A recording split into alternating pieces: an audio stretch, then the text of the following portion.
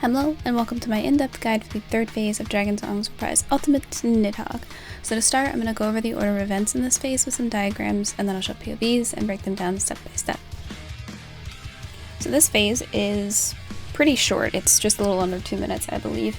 It is mostly just one big mechanic that happens kind of rapid fire, one smaller mechanic, and then that's kind of it. So at the beginning, the boss will be facing south. We have our tank spin him to face north, just because we personally found that that was easier for us. There will be line autos cleaving the main tank here, so make sure you're not in front of the tank or in the center of the hitbox, because you will likely get cleaved then as well. After the few autos go out on the tank, he will begin to cast Dive from Grace, and this does two things. It gives everyone a number debuff at the start of the cast, and then at the end of the cast it gives everyone a jump debuff. The numbers are the order that the jumps are going to happen in, so you will either have a 1, or you will have a 2, or you will have a 3. All the 1s go off at the same time, the 2s go off at the same time, and all the 3s go off at the same time. These jumps are a decently sized AoE on the person with the debuff, and so you have to position yourself so that way you're not going to hit anyone else. It's very important that you don't clip anyone else with your jump whenever it's going off on you, because if it does, it'll knock them back outside of the arena and kill them. These jumps also leave behind towers that each need one person in them to soak it. If a tower is missed, it explodes and kills everyone with a raid wide. Once the tower is soaked, an Instinian clone will appear, and these clones will target the closest person to them for only a second. It's really not a lot of time, and then they will lock into place and begin casting Gearskogul, which is a large line AoE. When you're soaking a tower, you have to stay close and position yourself so that way the clone targets you and will shoot the Gearskogul outside of the arena. The clones jump down in the center of the tower, so you can position yourself accordingly to be prepared to have it target you and shoot its AoE outside of the arena and not through the center. To know when the clone is locked in and you can move away, you can either look at the enemy list and you'll see all the clones are casting Gearskogul, or you can just look at the clones themselves. They lift up their weapon and they start to glow. After all of the jump and number debuffs have resolved, there will be autos on the tank, a Draken Lance, which is a cone AoE in front of the boss that'll be targeted on one random player, more towers, 2 tank buster tethers, more tank autos, and then a Draken Lance, which will always be facing south, and then enrage. So now that we went over sort of a base timeline of the fight, let's take a quick look at some diagrams, and then I'll show some POVs. So the main thing that you need to understand with this mechanic is that each player is going to drop a tower, and a different player needs to stand in that tower to soak it. So to resolve that, we have the 1s drop their towers, the 3s soak the 1 towers, 2s drop their towers, the east and west 1s soak the 2 towers, 3s drop their towers, the east and west 2s soak the east and west 3 towers, and the person who was 1 south soaks the south 3 tower. It sounds like a lot. I promise it's not that bad. There will also be jump debuffs to take into consideration here, but it's very important that you know which numbers are taking which towers. So you can see here the 1s are in position, east, west, and south on the boss's hitbox. At the same time, everyone else is stacked north because one random person is going to get targeted with a stack AoE. This hurts a lot, so make sure to mitigate accordingly, have everyone topped off, all that good stuff. During this, there will be a cast from the boss called either Gnash and Lash or Lash and Gnash. Gnash and Lash is out and then in. Lash and Gnash is in and then out.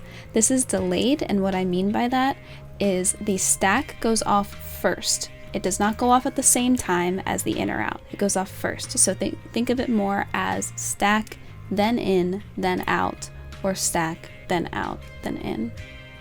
The way I remember it is that Lash sounds like leash, so you get in like you're stuck on a leash, and Gnash starts with G, so I see a G and I think G equals get the frick out. Now the 3s move while dodging the in or out to take the 1 towers that were dropped, and during this the 2s can also position to drop their towers. And remember that every time you soak a tower, a clone will jump down in the center of the tower, and you have to bait the Gearskogul away from the center of the arena. As the 3s are baiting their Gearskoguls, the 2 jumps will go off and drop their towers northeast and northwest. The ones then move up to soak the 2 towers and bait the gear schools out, after which they will need to move back to the north of the boss and stack real tight because there's another Nash or Lash cast happening here, which means there's going to be a stack first. So stack, then in or out. While the party is stacked north, the 3 jumps will go off, dropping their towers east, west, and south on the boss. And again, while dodging the in or out of the Nash and Lash or Lash and Nash cast, that's so difficult to say, the 2s will soak the east and west 3 towers, and whoever was 1 south will take the south 3 tower. After this, there will be a couple autos on the tank, and then 1 random player will get targeted and the boss will begin to cast Jack and Lance, which is that cone AoE in front of them, so you just have to move out of the way to dodge that. And then towers will spawn at the inner cards of the boss, but that mechanic is honestly really easy and kind of just a gimme, so I'm not going to worry about that right now because this mechanic that we just went over is pretty much the entire phase. It's a very quick, short phase. And now that we've gone over the basics, let's watch some examples with the jump debuffs involved. Oops, I forgot to do that first.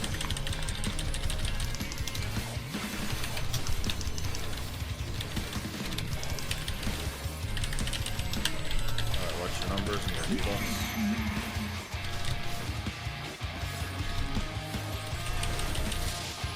Twos and ones adjust.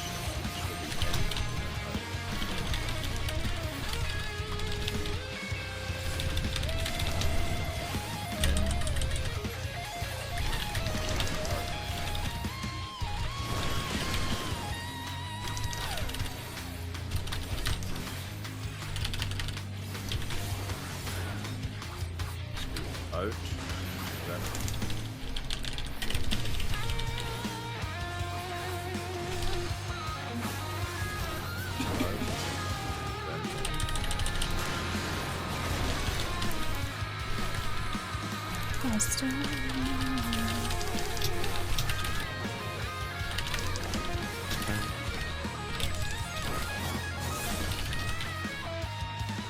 Okay, so what the heck just happened there? You can see transition happens, Nidhogg jumps down, autos on the tank, he'll begin to cast Dive from Grace. At the start of the cast, the numbers go out. So we'll get our numbers, 1s, 2s, and 3s. So to give everyone uptime and minimize movement, this is what my group does. We always have the elusive debuff, the down or back arrow, east. Spine shatter, the upper forward arrow, will always be west. High jump, the circle or no arrow debuff, will always be south. These arrow jump positions take priority over all else. However, it is possible for everyone of the same number, so all 1s or all 3s or both 2s, could get high jump. There could be no arrows, and because of that, we have to pre-position and pick spots in the case of everyone getting high jump.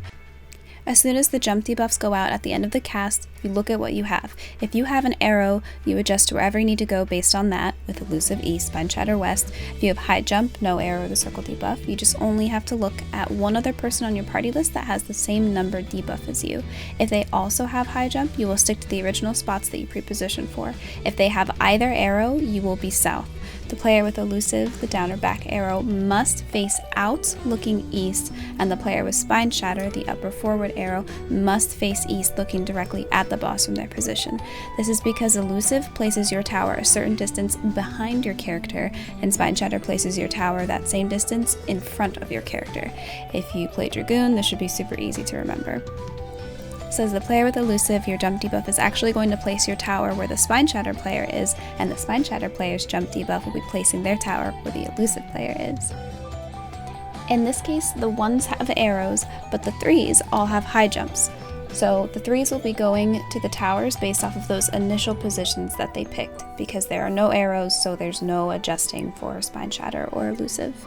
The reason we have numbers adjust to the jump debuffs for both the towers that they take and where they will be dropping their jumps is because it minimizes movement. This phase already requires a lot of movement with how fast paced it is, so resolving the towers this way reduces that as much as it can. If your group would like, you can have everyone always take the towers that you initially pre-positioned for, regardless of what jump debuffs they get. However, this requires more movement, which is never a good thing. Think of your poor casters, and it would likely lead to more mistakes while people are trying to adjust to their jump spots after soaking towers in a different different spot. Adjusting to soak the tower at the same spot you will be dropping your own jump allows you to take the tower and then just sit and stay in that same spot until your own jump drops. Continuing with this example, you can see I had a 1 and I had high jump. The other ones had arrows, so I was south. This is lash and nash, so the stack and the jumps go off, and then in, and then out. The 3s are taking the 1 towers, the 2s are dropping theirs. The east and west ones are soaking the 2 towers, baiting their gear squiggles. This is stack, nash, and lash. So stack, and then out, and then in. And because I dropped the 1 tower south, that means I had to soak the south 3 tower. Then I bait the gear squiggle, which mine was kind of crooked, but it ended up being okay. And now he targets a random player with Jack and Lance, move to dodge that, and then towers. Okay, so let's take a look at another example.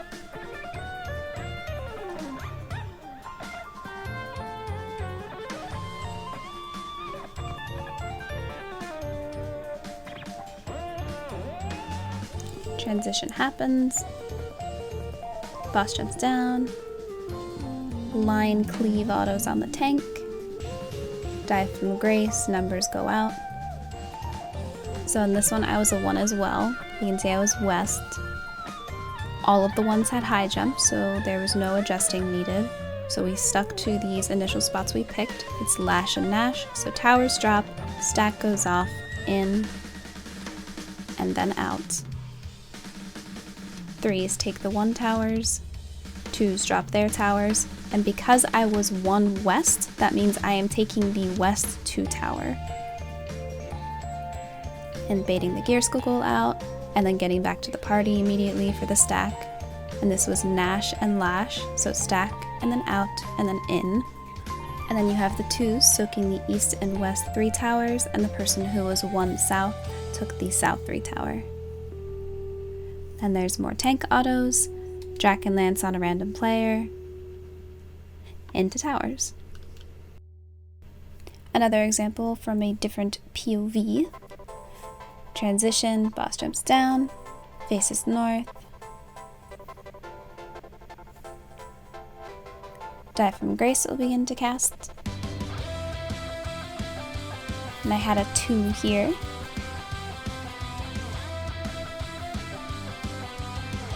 And elusive. So, because I have elusive, that means I'm going to adjust and I'm going to be northeast instead of the northwest spot that I initially picked, and I'm also going to have to actually turn away from the boss and face east whenever my jump is going to go off. So we have lash and nash, so it's going to be stack, in, and out. And now I'm positioning for my 2 tower. You can see I turn and face out. I'm max melee, so I'm far enough away from the party. I get back to the party after my tower drops. The east and west ones take the 2 towers, bait the gear squiggles out. And because I was 2 east, I am taking the 3 east tower. Baiting the gear squiggle. Tank autos. Jack and Lance on a random player, and then towers. And lastly, we'll have one more example where I had a 3.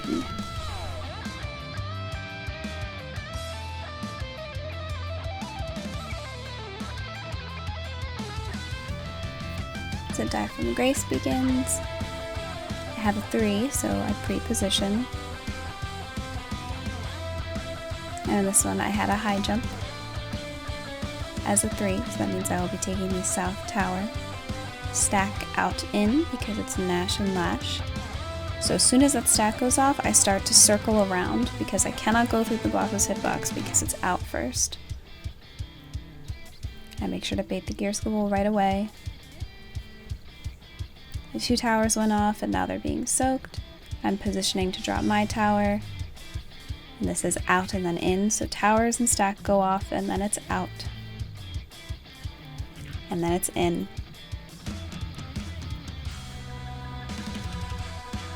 Gear squiggles are baited, tank autos, Jack and Lance,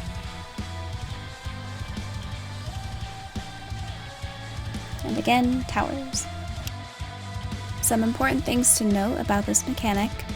Both the east and west jumps should be placed on the arrows inside the boss's hitbox ring. Don't be much farther in or out than that, because a poor tower placement during the in or out of Lash and Mash might make a tower unreachable for the player who's supposed to be taking it. So regardless of whether you are high jump or elusive or spine shatter, always place your jump on the arrow that is inside the ring of the boss's hitbox.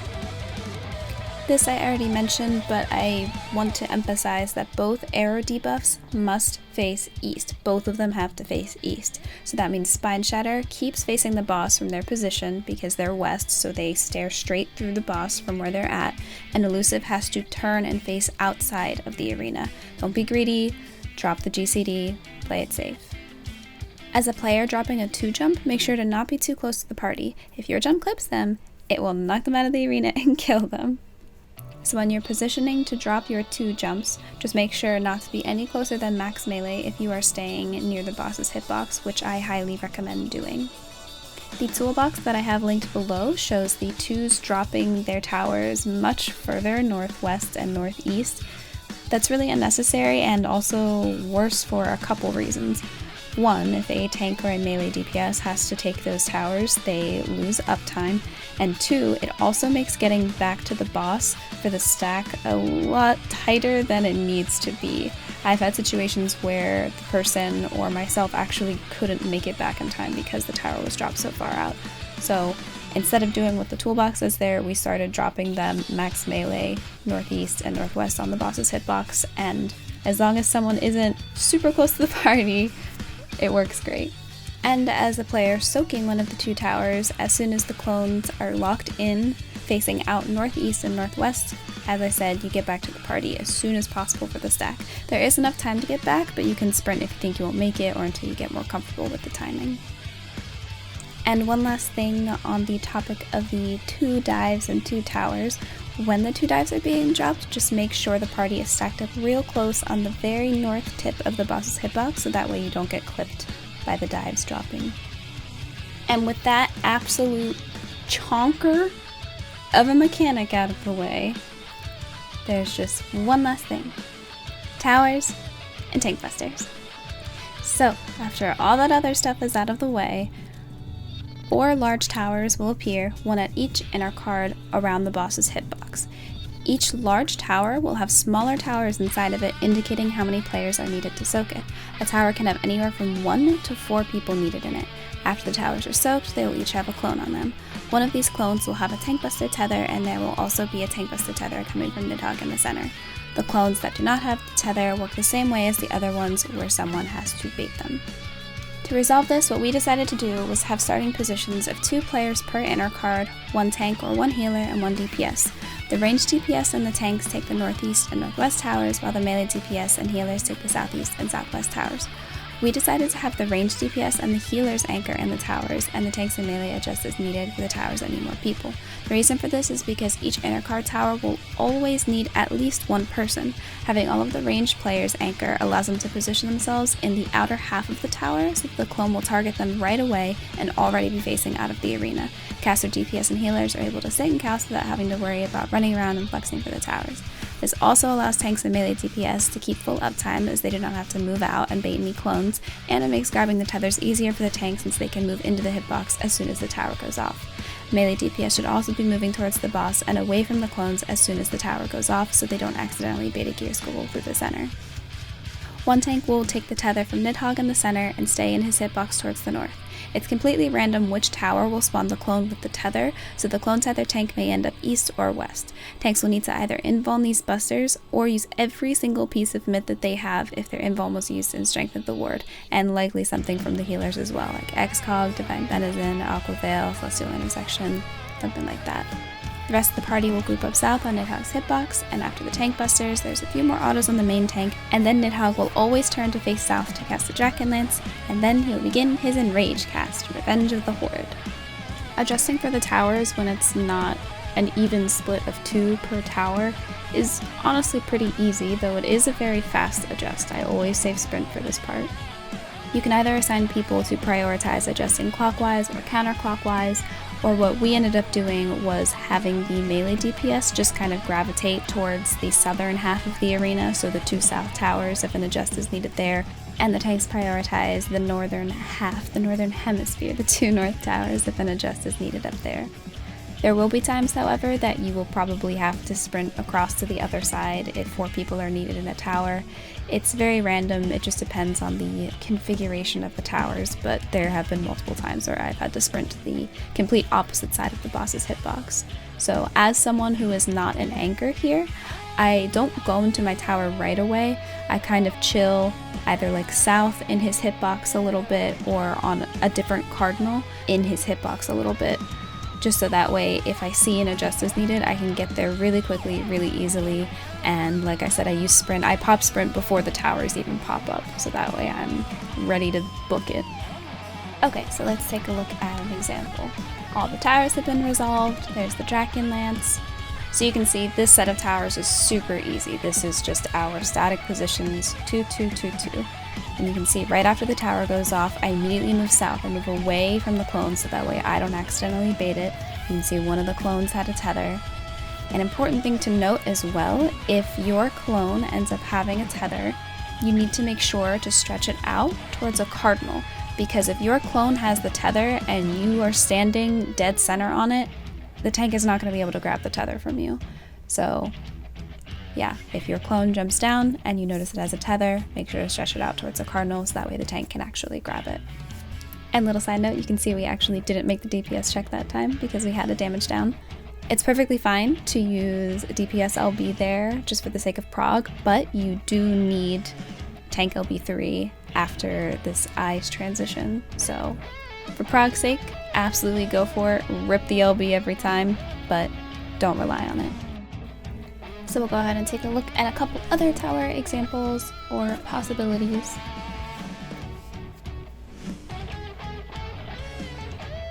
I did not have to adjust for this one because mine had 2, but you saw the one that was northeast had 4. So the person that was northwest and southeast converged on that tower. And another example.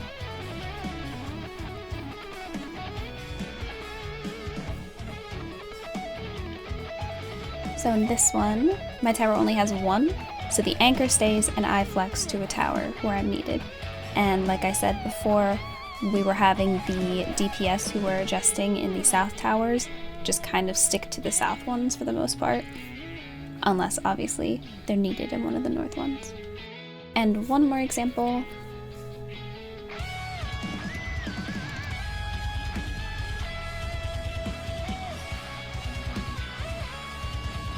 Yeah, my tower had 1, this one needed 4, so zoomed over there right away.